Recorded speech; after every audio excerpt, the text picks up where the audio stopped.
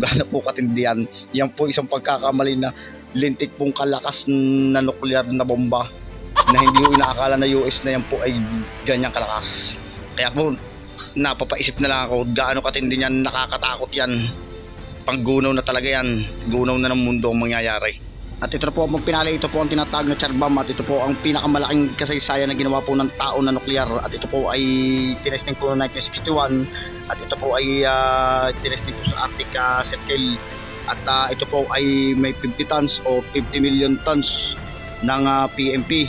At talaga ho ang lakas ho ng mushroom cloud na rin, talaga hong umabot ho sa 7 beses ang taas sa Mount Everest. At ang lawak po ng inabot po ng impact po nito is 560 miles ang lawak po ng ano. At ito po ay nagbigay pa po ng marka or crater sa pagsabog po na ring hinayupak na